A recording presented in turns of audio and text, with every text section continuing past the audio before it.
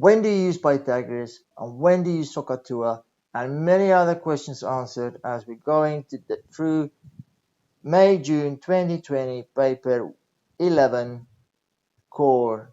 Join me now and get all the answers you want and need. Question 1A.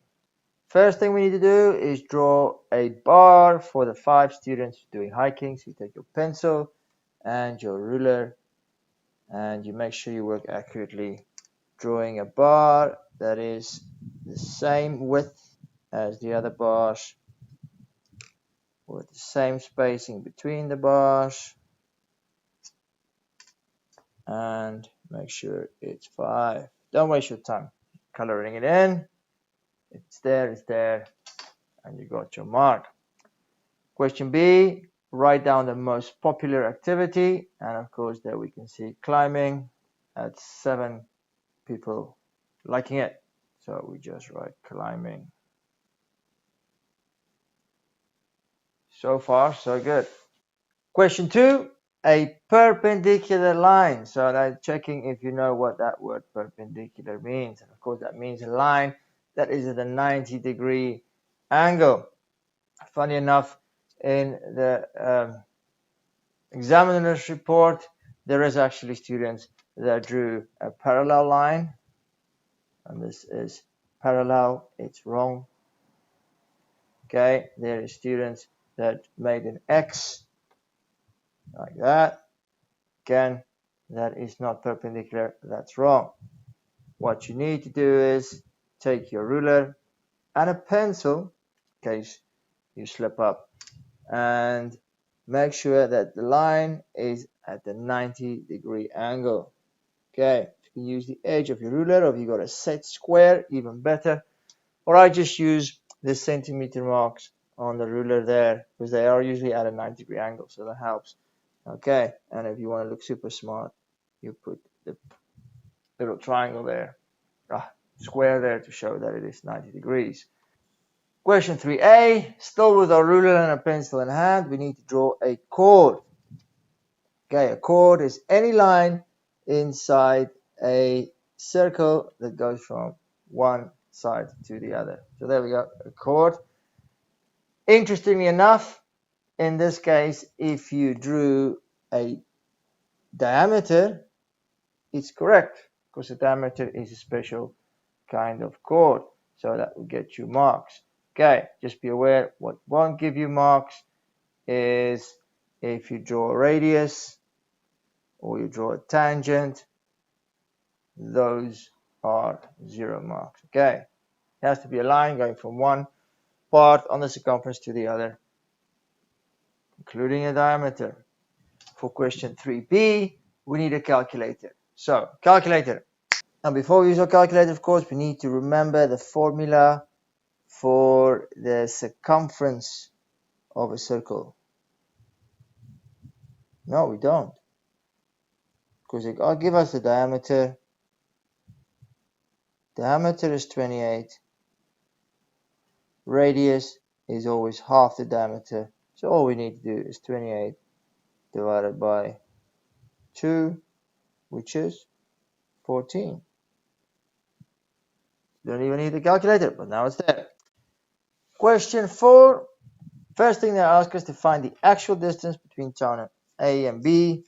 What we're going to do is we're going to measure the distance on the diagram. Okay, so make sure that you start measuring from 0. Make sure you put it as accurately as possible, and you look carefully at the millimeters there. Okay, funny thing is, I read the examiner's report and it said it seems some students didn't have a ruler in the exam, because they tried to mark off the centimeters on here, which was not accurate. If you do not have a ruler in the exam, put your hand up, ask for one, they have to give it to you. Okay, so here 7.4 centimeters is the distance in the diagram. They tell us 1 centimeter is 15 kilometers, so all I need to do is multiply this by 15 and you'll get 111 kilometers. Okay, on the mark scheme, you can measure anything from 7.2 to 7.6 centimeters. Okay, meaning if you've shown that step where you multiply it by 15, where it's important, this counts a mark, then this won't be exactly 111. It might be anything between 108 to, and if we do 7.6 times 15, 114. Anything in between that, as long as you show all your working, you get your marks. Following question, measuring the bearing, and this is a question students get wrong a lot. Okay, bearing, of course, you need to go use your compass. Oh no, this is a protractor. You need to use a protractor. It says measure bearing of town B from town A. Okay, that from town A, that tells us where we're going to put it. We are at town A, we want to go to town B. We're going to fly there, sail there, okay, and we need to measure the bearing. Now, the rules of bearings, remember, north is always 0, so make sure you got 0 there at the top. We always go clockwise, and because I've got the 0 at the top, we're going to use the outside numbers, okay. Make sure you read it very accurately. You can see there I'm at 70, and then one more line, 71. Okay, and then the third rule of bearings, we always write 3 figures. Now on this mark scheme, it seems you still get your marks, you just write 71, but be thorough, yeah, do it right, and you've got it. Question 5, remember what kilo means. Okay, you've got 5k in the bank, you got $5,000. Right, so kilo means 1,000. So to change from kilometers to meters, we need to multiply by 1,000. Okay, don't waste your time in the exam. Just quickly do it on the calculator. Make sure you get it right. Okay, 560 meters.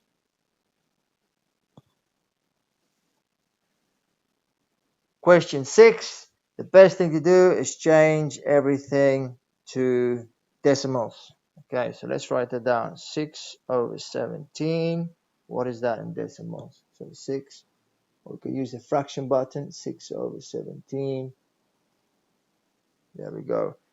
0.3. We got 3 figures there. So let's write 3 figures. 3, 5, and shall we round it? Okay, let's round it. 353.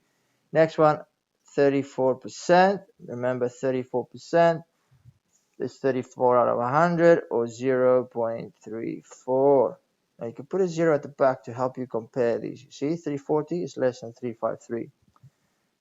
9 out of 25. Okay, put it in your calculator. 0.36. Again, we can put a 0 there just so we can compare them up to 3 digits. And then, of course, the last one is 0.345. Okay, make sure you read carefully. We want the smallest first. So looking at that, what's smallest? 340, 353, 360, 345. Of course, it's this one, 34%. So let's write down that 34%. Okay, next one. After that, 345 again, of course. So we can write it just the way it is. Next smallest over here was the 6/17. And the last one, 9/25. Okay, read the question carefully and you'll get it right. Question 7. The moment you see parallel lines like this, you need to think about the rules of parallel lines. Okay, of course, there's the corresponding angles or the F angles. There's the alternate angles or the Z angles. And of course, the interior angles come here, where they add up to 180. So let's look if we spot any of those. They're here, and yes, straightforward, straight away I can see there we got the Z angle. Okay, if they ever ask for a reason, don't write Z angle, we write alternate angles. But in this case, they don't ask it, we can just write down the answer. Y is 68. Okay, surprisingly, the angle that students struggled a bit more to get was angle X. Okay, angle X, of course, is angles on a straight line. So here we just need to do 180 minus 68. Again, don't waste your time. Just use your calculator and get the right answer quickly and accurately. Question 8, we kind of need to find a system here, right? First of all, there's 6 numbers. So what I would do, I would just start making notes first. So let's say there's 6 numbers. 1, 2, 3, 4, 5, 6. Now, let's see. The lowest number is 37. So that's easy. We just put 37 here. We dealt with that information. The range is 24. So that means the difference between this one, the smallest one, and that one there, the biggest one, is 24. Okay. So to get the biggest number, we do 37 plus 24. And what would that be? 61. Isn't it? Okay. Because the range states that if we take the biggest, 61, and we subtract the smallest, we should get the range, which is 24 in this case. Okay. So excellent. That means we have dealt with this piece of information. The mode is 43. So for me, that tells me that there is going to be at least 2 43s, because there needs to be more 43s than anything else. But I don't know where they are yet. So I'm just going to hang off with this piece of information and deal with the next one. The median is 46. The median being the middle number. Okay, so where is the middle? The middle is right here. And there is no number for 46. Okay. But what that does tell me is the mode 43, that this is probably 43 and this is 43. Okay. So now if that is 43, we need to find a number here that if I go halfway between 43 and this number, I get 46. So if I go from 43 to 46, I add 3. I'm going to add another 3, which is 49. Okay, so that gives me the mode of 46. Excellent. Does that make sense? All right. So that means here the mode is 46. We have now dealt with these two pieces of information. One number is a multiple of 11. We've got one number left that needs to go in this position. Okay. It needs to be bigger than 49 and smaller than 61, and it needs to be in the 11 times table. Okay, so let's think. What's the 11 times table? 11, 22, 33, 44, 55. There we go. 55. 55 is between 49 and 61, and it is in the 11 times table. And now we've got the correct answers. Let's go through this again. 37 is the smallest. 43, we got 2 of them because it's the mode. There's the most of them. Then we put 49 because halfway between 49 and 43 is 46, which is the middle, the median. We got 55 because it's a multiple of 11, and 61 because the range is 24, so 37 plus 24 is 61. Well done, you genius. Question 9. This is a straightforward calculator question. So you get your calculator out. Make sure you know how to use this, okay? I'm going to start with pressing 4, and then this button over there with a little square at the top makes it possible for me to put in any power. Okay, then use the arrow to move sideways, put in the minus, press 5, use that button again, 5 to the power of 4 equal, and we got it.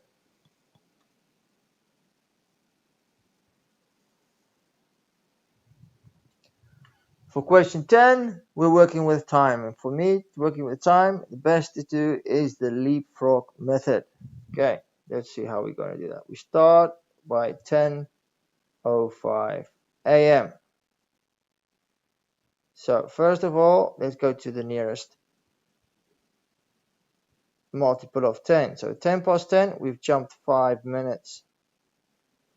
Then I go to the nearest hour, which is 11 o'clock. So that's another 50 minutes. All right. Then we can jump to midday, 12 o'clock. And then from midday, we go to 1 p.m. 1 p.m. it is. So that's another 1 hour and another 1 hour jumped. And then of course we need to go 2 more minutes to get 2 minutes past 1. So that's another 2 minutes. Okay, so to find the final amount of time, we can just add up the hours. Let's get some coloring. So the hours is these two. It's 2 hours. And then we add up the minutes.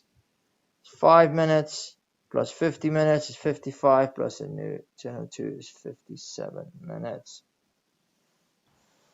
Question 11, again, if you can use your calculator correctly, this is not a problem. So practice using your calculator.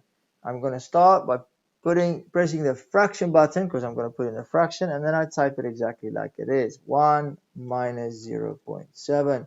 Then I use the down arrow to go to the denominator, to the bottom. 0.45 minus 0.38 equal. Okay, SD button changes from a fraction to decimals. So I'm going to write that down. 4.2. Oh, that's the wrong place. Don't write your answers in the wrong place. 4.285714. Okay, the dots means just recurring, so that pattern recurs, but it's not really relevant at this moment. Okay, now lots of students, this mentioned in the examiner's report, lots of students did not read the question and they made a silly mistake here. It says 4 significant figures, so that means we need to count 1, 2, 3, 4 figures and cut off our number there. Okay, but remember, because there is a 7 next to that 5, we are going to round up the 5. It's going to become a 6. So my final answer to get full marks is 4.286. Okay, again, you rounded it, so you don't need to put that little dot for the recurring decimals. Okay, and now you have to exactly that to get full marks. Question 12, the question is here, do we multiply or do we divide? Let's see. Okay, first thing we do is you write down the exchange rate. £1 equals $1.19. Then what do we have? We have the pound. So let's write that over here. Okay, 380.80. Okay, funny enough, they say in the exam some students rounded the answers before they even started. So don't do that. That's illegal. You're not accurate enough, you don't get your marks. Okay, what we need to ask ourselves is this. How do I get from 1919 to 380.80? Okay, what do I multiply it by to get there? Okay, and to do that, to know that number, we do the opposite. We divide. So I'm going to do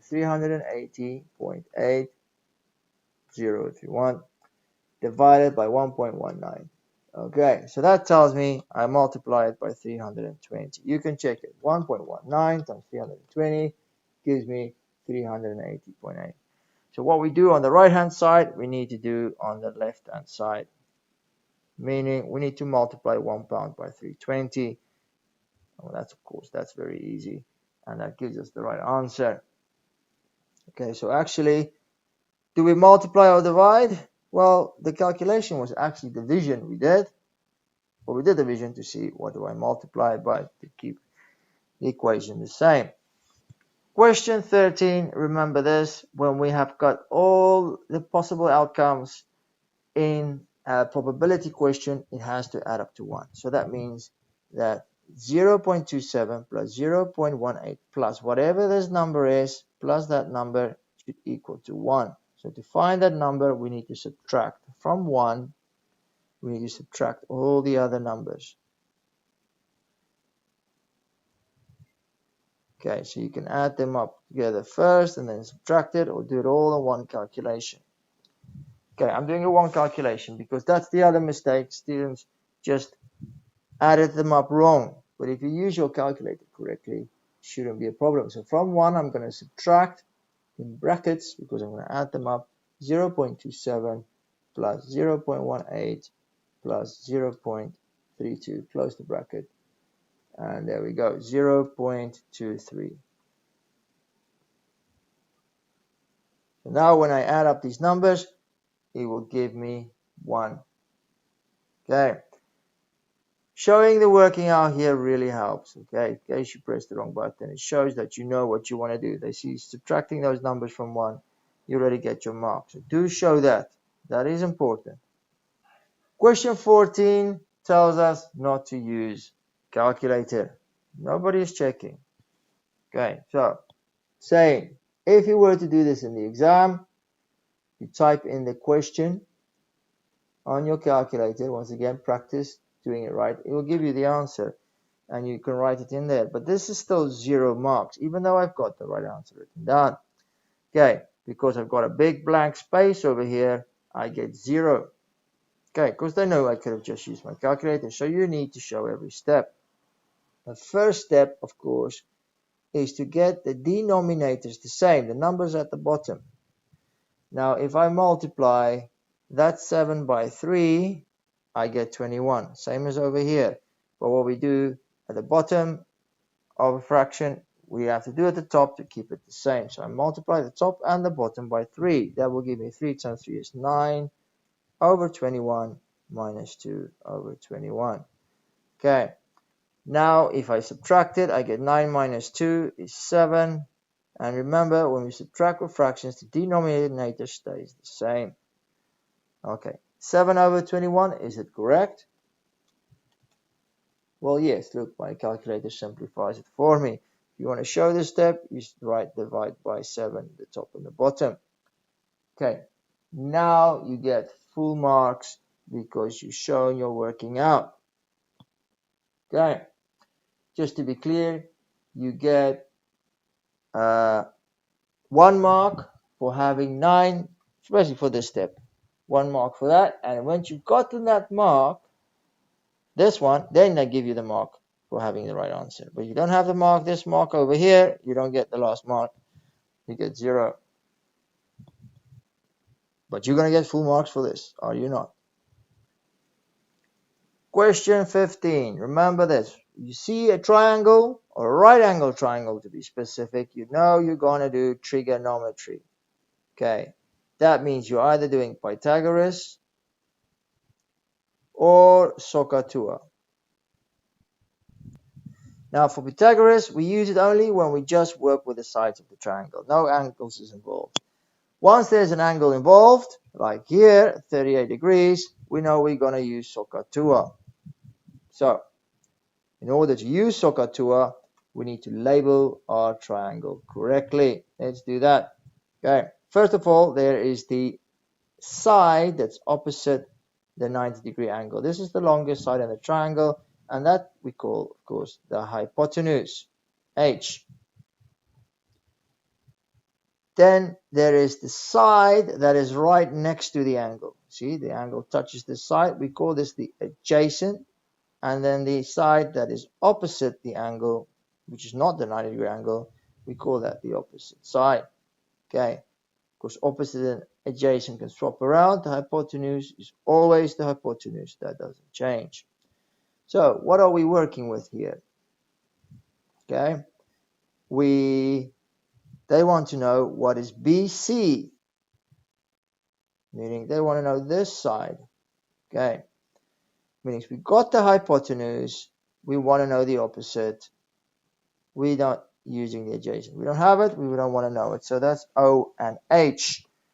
In my trig ratio, O and H is in the first ratio, which of course is the sin ratio. That's what the S stands for. So we always write it like this: sin, and then the angle, 38, equals the O, and so is first. So we write first the O. In this case, the O is the side they want to know. So I'm going to call it BC. And then it's the hypotenuse, which they gave us, which is 15. Great. Many students got it right up to this point, and then they mess it up because they work it out wrong. To do this, basically, we just need to multiply the 15 there. You see, this is BC divided by 15. So we need to multiply on the other side. So to calculate it, it's going to be 15 times 38. That will give us BC. So let's do that on the calculator. 15 Put in the times if you want, but you don't have to. 38 close bracket, and there we go. 9.234. Okay, now we said if you come this far and you still lose a mark because your rounding is wrong.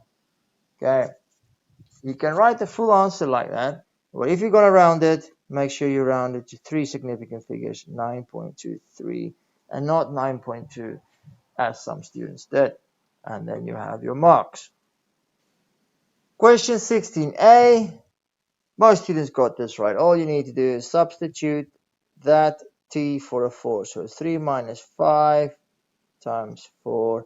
Again, don't bang your head. Don't waste your time. Don't waste your brain power. Just put in your calculator and get the right answer straight away. And move on. Okay. Question 16b. Make t the subject. You see here? Down here, it says t equals. That's what we need to do. We need to get that t by itself on one side. Okay, so there's no solving here or working out anything. We need to rearrange, move stuff around. Okay, and then there's different ways to do this. We can move the 3 over there. Remember this. Change sides, change signs. This is a positive 3, so it's going to become a negative 3. Which will leave us on this side with the minus 5t. Don't throw that minus away. Okay, many students do it. They just lose it. You can't lose any signs. Next thing is, remember, minus 5t actually means minus 5 times t. So when we use this minus 5 to the other side, it is the times that changes to a divide. So it's 4v minus 3 divided by minus 5 equals t. Okay, and that is a correct answer. Let me just write. Make sure your 3's look like a 3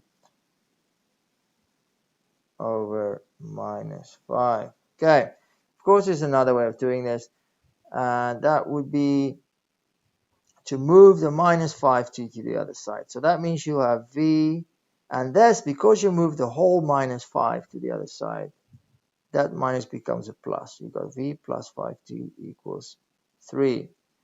Okay, we then move the v, which is positive, to the other side, so that becomes 3 minus v, and then 5 times t, we divide it by the 5, so that is 3v divided by 5.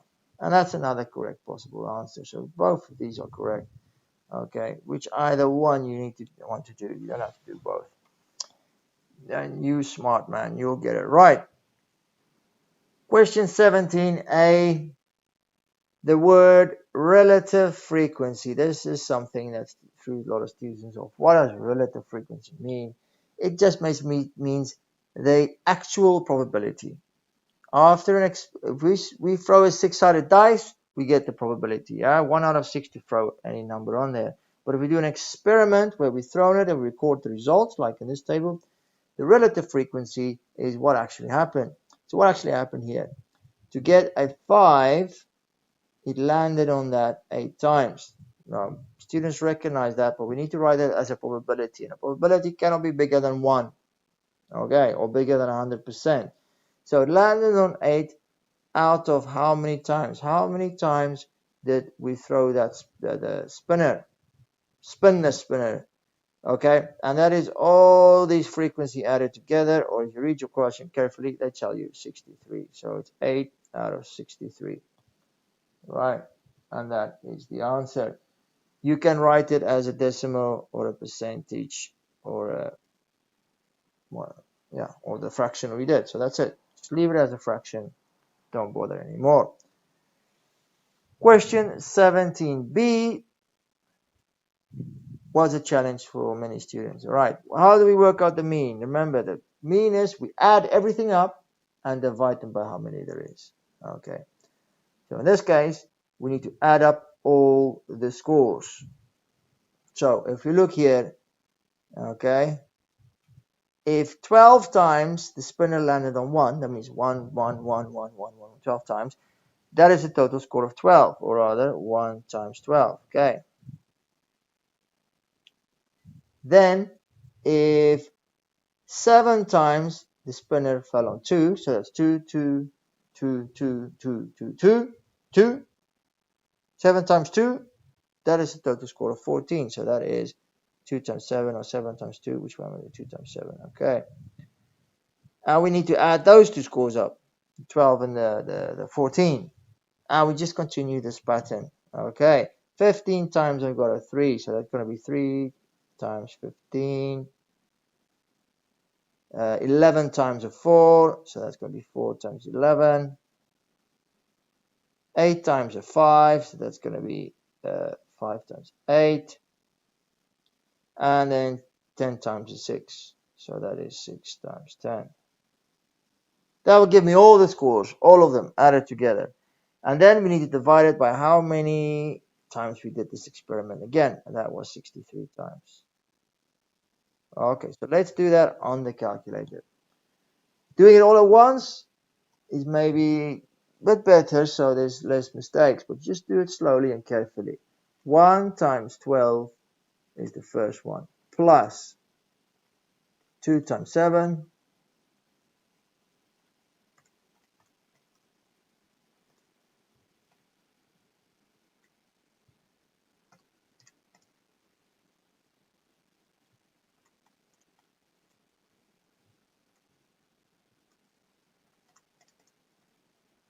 use the down arrow, 63 equals. Okay, I got the answer 3.4126, etc. Think carefully now. Think. Okay, 3.41. Where is that? That is just about there. That is roundabout in the middle. So this is a sensible answer. It could most likely be correct.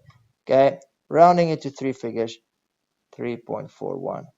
It's very easy to press the wrong button at the wrong time. Let's say there we pressed a times instead of an add, and now I get 33.42, right? Then you know, where is 33? Up here.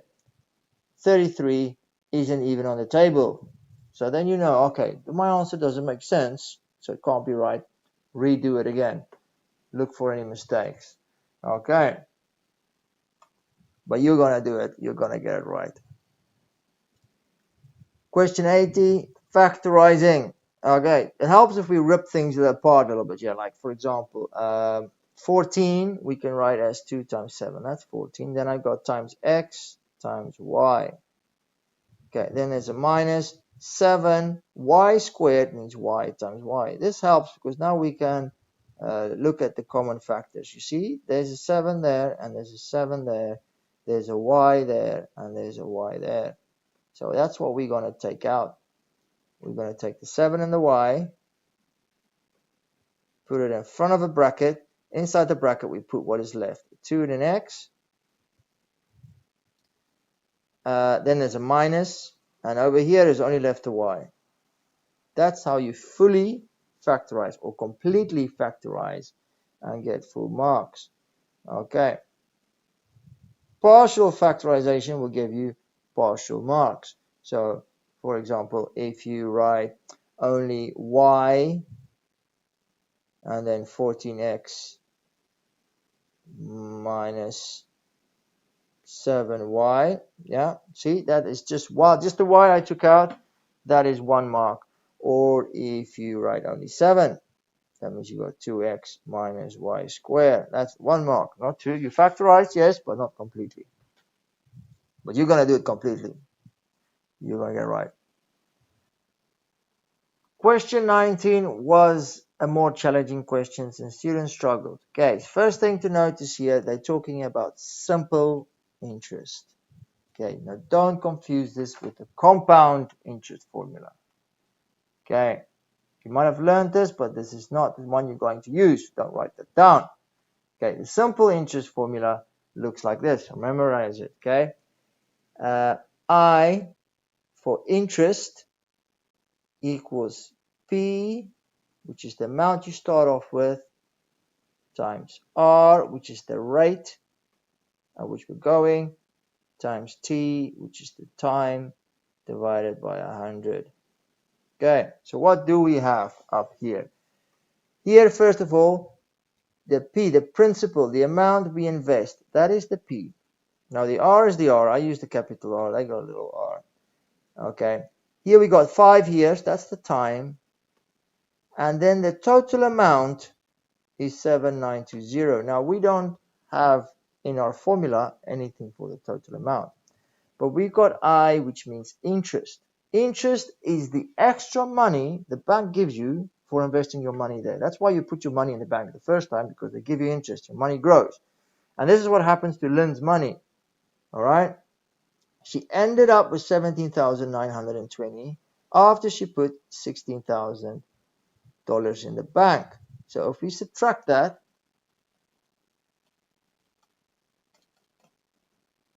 we get 1,920. That is the interest, the extra money the bank gave her. Okay, and that's why she put it in the bank, so it gets interest. So let's put this information into the formula. So the interest, 1920, the extra money she got. P, the principal, was 16,000, the money she put in the bank in the first place. R, the rate, the little r they got, we don't know what that is, times T, the time is 5 divided by 100. Okay. Now we can work out the numbers first. Let's do that. Let's do the 5. Let me do some colors here. I'm just going to do the 5 times the 16,000. So 5 times 16,000. That's 80,000. And then I'm going to divide it by 100. It gives me 800.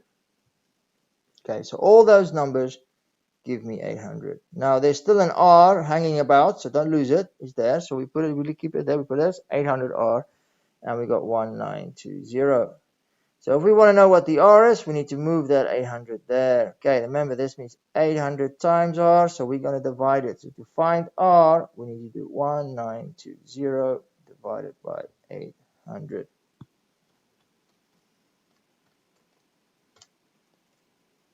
$2.4. Now, is this a good answer? Yes, because this is a rate the bank gives you. Okay, that's an interest rate. And it won't be too big because the bank doesn't want to give you too much money. Won't be too small because the bank wants you to put the money in the bank. 2.4% as an interest rate is fully reasonable. And you've got it. Question 20, finding the next term. So when we do sequences, of course, the first thing you see is how do I get from one to the next. So 22 minus 5 is 17. So we're subtracting minus 5 every time. So 2 minus 5, of course, is minus 3. Finding the nth term. Now I can tell you what the answer is not. Okay, it's not minus 5. They're not asking for the term-to-term rule. So that is wrong, even though lots of people write it. You know the nth term has got an n in it, so lots of people write n minus 5. That is wrong as well.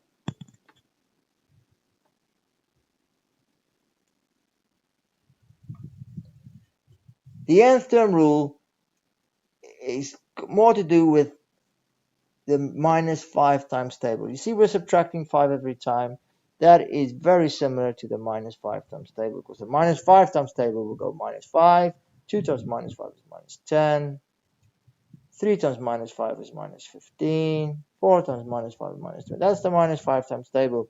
Actually times table, so we need to write minus 5 times n. That's the first part of the nth term expression, and that will give you 1 mark. Minus 5n, not n minus 5, minus 5n. Now, our sequence is not the minus 5 times table. It goes 22, 17, 12, 7, etc. So the next step is you think, how do I get from minus 5 to 22, or from minus 10 to 17, or from minus 15 to 12, or from minus 20 to 7? And the answer there is every time you're going to add 27. Check it, yeah? Minus 5 plus 27 is 22. Minus 10 plus 27 is 17. So we're adding 27. If that is confusing, we've got a little trick. up our sleeves to help us. Okay, so look carefully. If we continue the sequence that way, we will get what goes at the back of my expression, my nth term. So think, what comes before 22? That will be 27, because 27 minus 5 is 22. And that is usually what we put at the back here. Okay, and that is what gave you your second mark. And you've got it. Okay, of course, on the mark scheme, they swap those two around. You don't have to. It's the same thing. They're both correct. Right, question 21. And lots of students seem to forget what is an irrational number. Now, the most famous, most well-known rational number probably is pi. Okay, because when you put pi in your calculator, you get 3.14159, and those digits just continue forever. Okay, so that is an irrational number, a number that has an infinite amount of random decimals. Okay, but now pi is not between 10 and 20, but if we multiply it by something, then it might be. So what do we multiply 3.4159 we get between 10 and 20? Okay, think about maybe by 3, but definitely 4. So let's multiply by 4. Okay, 4 pi, you see, there we go. So 4 pi equals 12.5663. Okay, now we're not going to write this 12.563 and dot dot dot dot, because that doesn't tell us it's a rational number. We don't know. It may be the decimal stop after 10 places or something, so they're not happy with that. But if you write 4 pi, for example, that is correct. That will get you a mark. All right. There is other ways to do this as well. We know that, for example, that's any number squared that is not a square number, like 2, square root 2, bam, again, you have that lots of decimals that goes on forever. So that's an irrational number. Okay, so what number do we square where the answer is between 10 and 20? We can just do some trial and error here. Think about, well, if we square root 100, that's 10. So we'll just square root a number bigger than 100. So let's square root 101. Bam, there you see, that's a number between 10 and 20. We got it. Okay, again, okay, we can't write the 10.0498. You can write that down. They don't know it's square root 101. They just think it could be a number that does end in decimal. So you need to write down square root 101 or anything. So what is 200 squared? 200 squared, 400. Square root of 4,000. Square root of 400 is 20.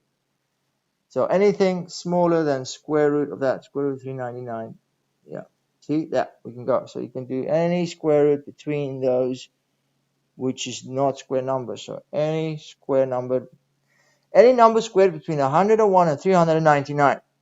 Okay, but not a square number. So don't do square 144. Look, that is not a rational number because it's an integer. Whole number is 12. There's no decimals. Don't do that one. Don't do square 225. That's 15. Okay, but any other number. Okay, hope that makes sense. So these are 3 correct answers. You can write them down. Question 22. There are many ways to answer this question.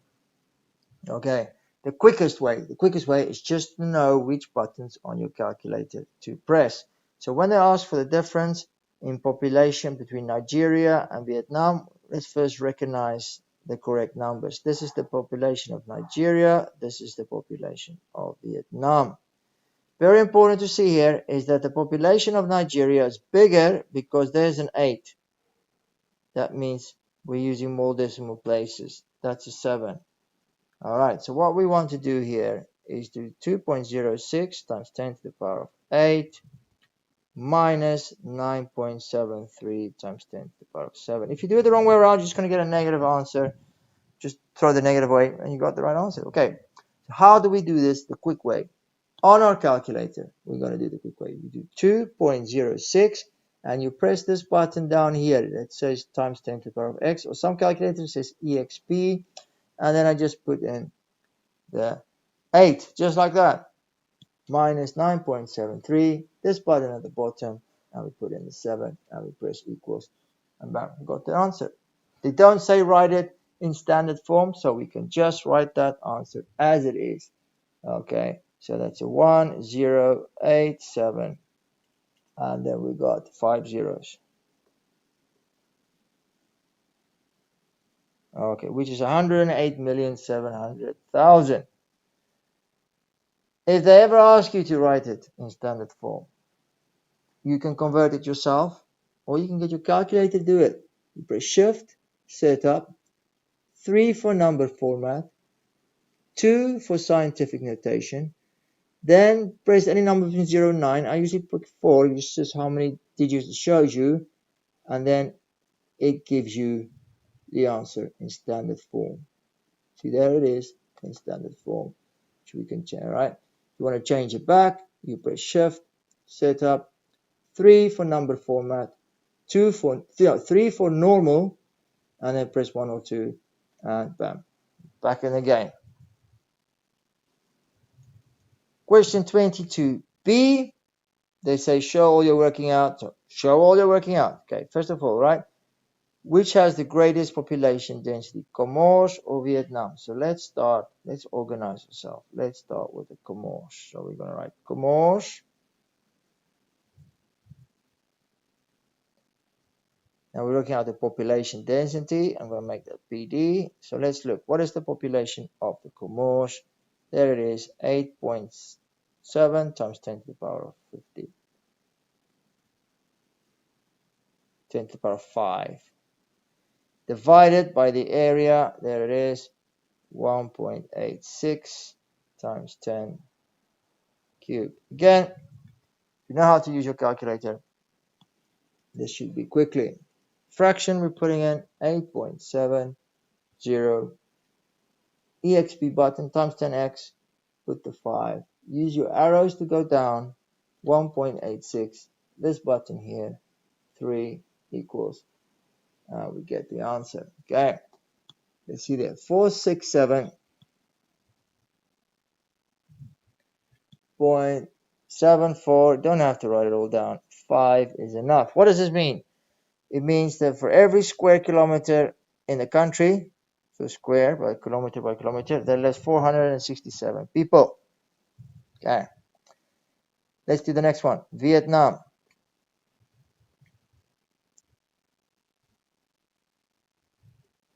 Population density. Population of Vietnam, 9.73 times 10 to the power of 7 over the area, 3.10 times 10 to the power of 5. So here we go. Press the fraction, 9.73. Down arrow equals is the 3 point. Please make your 3's look nice.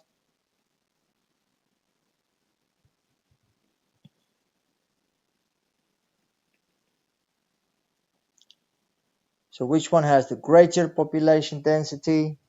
Here we go. So our final answer is Comoros. Of course, if you just write Comoros, you don't get any marks. You get 0 if you write Comoros without showing these calculations. So 1 mark for this, 1 mark for that. And then if you have those 2 marks and you write Comoros, you get a mark for Comoros. Question 23 asks us to work out the area of a trapezium. Now, one of the most forgotten formulas in IGCSE Maths is the area of a trapezium. Remember the formula for the area of a trapezium. Okay? Area trapezium equals half A plus B times height. Okay, A and B being the parallel sides of a trapezium. Now that said, most students in the exam did not use that formula, and you can still get it right without using the formula. So I'm going to do it the way that most students attempted to do this, without using the formula for the area of a trapezium, but there's no harm in seeing it and trying to remember it. Okay, so this is what most students did. The natural feeling was to divide this into a rectangle and a triangle. Then for the rectangle, the area of the rectangle, which was length times height, very straightforward, 72 times 180.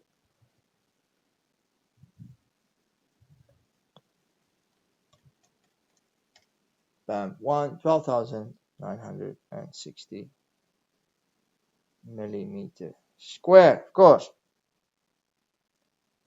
Right, then comes the triangle. What is the area of a triangle? Let's have a look. The area of a triangle, remember, it's half base times perpendicular height. And now, great, here we have the base. It's 180, same as there, right? So it's a half of 180. But then we need the perpendicular height.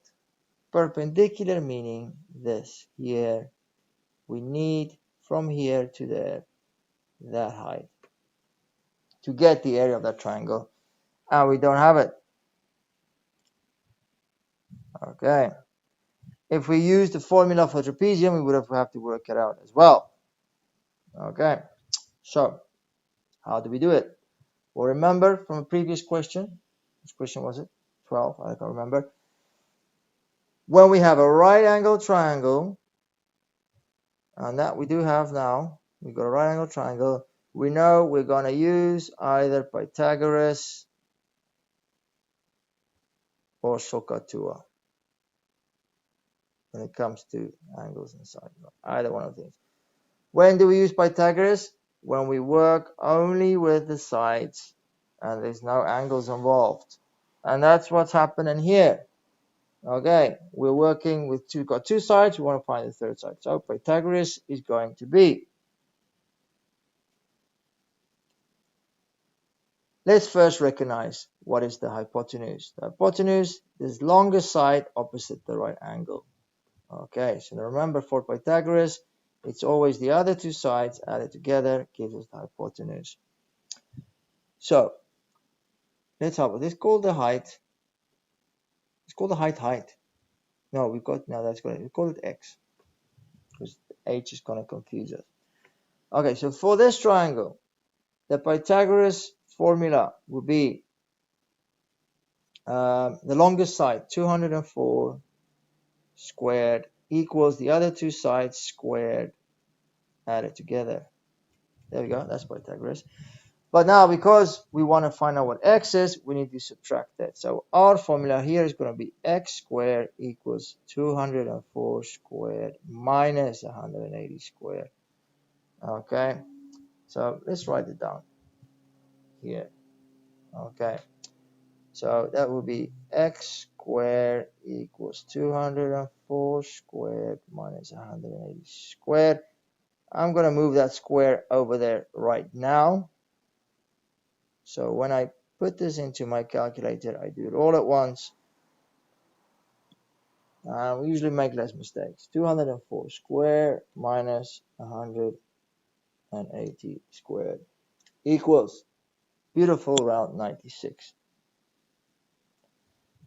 So now we got it. X is 96. That is a perpendicular height, so I can go back here. The area of my triangle, the perpendicular height, 96. Let's do that. Okay, a half. Well, you can divide by 2 times by half, divide by 2, 180, 96 equals 8,640. Now to get our final answer, we just add those two together. So I got that on my calculator, just add the 12,960. Oh, Press answer, you get the answer back. 12,960. And that's our final answer, 21,600. If you were one of the geniuses that used the formula for the area of a trapezium, then it would look like this. Let me get a color here. Okay, and make some space. Okay, it will be a half. A and B being the two parallel sides, so A, we can make that 72, and B, the length of this side, which will be 96 plus 72. What's 96 plus 72? 100, and 68 times the height, again, perpendicular height, so it would be that. This is a trapezium on its side, so that would be 180. Let's see if we get the same answer.